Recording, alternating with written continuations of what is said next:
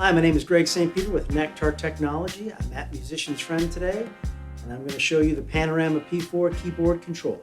In talking about the Panorama P4 controller, really what sets it apart and what we do at Nektar that's different than anyone else is our level of integration with the DAWs.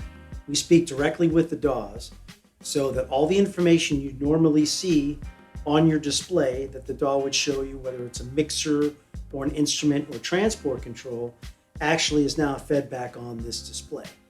And what that means and what that does for you is a much quicker workflow.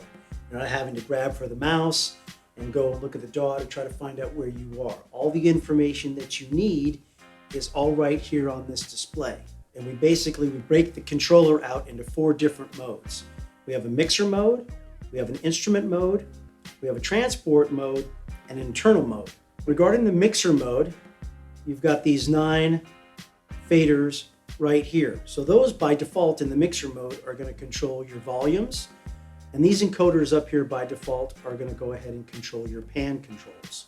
We also have a very neat feature is we have a full touch sensitive motorized HD fader. Great thing about the motorized fader is that you can do all the automation by hand here just by moving this fader.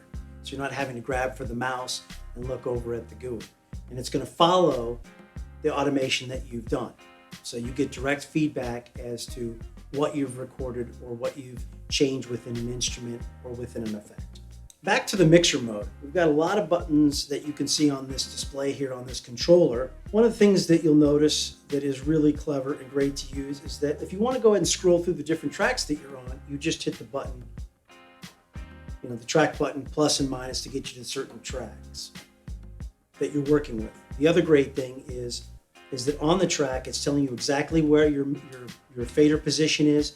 It's telling you the instrument that's on that track, and it's telling you the parameters of what you're controlling. In this case, controlling the pan, so it's telling you the amounts. Also, you can go within the actual instrument itself and then go through the patches of the instrument. So in this case, I'm in this, it's a bass instrument.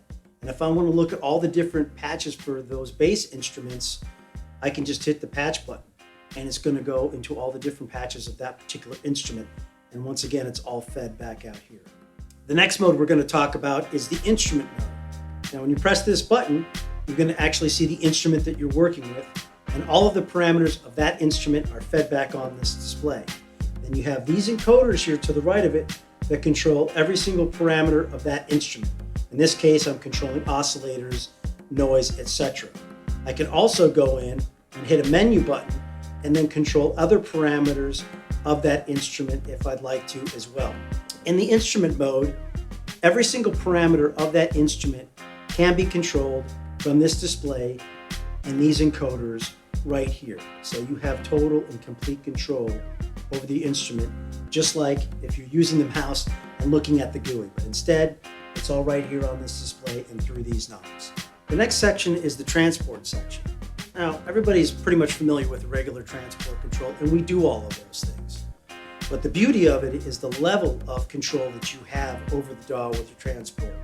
And so, yes, you have all the basic functions, but in addition to that, you can control the tempo of your project, or pre-roll, or shuffle, or rate, and numerous other things that you can do. It's all there on the display, and all the control that you're ever going to need is at your fingertips with these encoders. The last mode is the internal mode. And what's great about this mode is this is tailored for the guy that wants to basically create his own assignments. He wants to set this thing up exactly the way it's going to work best for him and for his workflow. So if you're one of those kind of guys, we have you covered with the internal mode. When you're internal mode, this unit operates like a general MIDI controller. You notice lastly on our controller, we have 12 pads and of course the keys. Some people create beats and drums with the actual keys. You can do that on our controller as well, but also you've got assignable pads that you can use to create your own beats as well.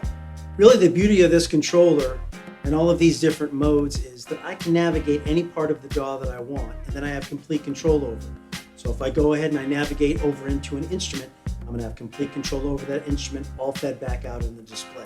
So any part of the DAW I can control specifically from this unit, and I'm not having to look over at the computer screen or grab for my mouse.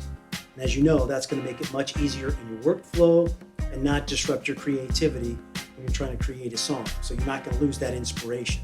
To check out the Panorama P4, go to musiciansfriend.com.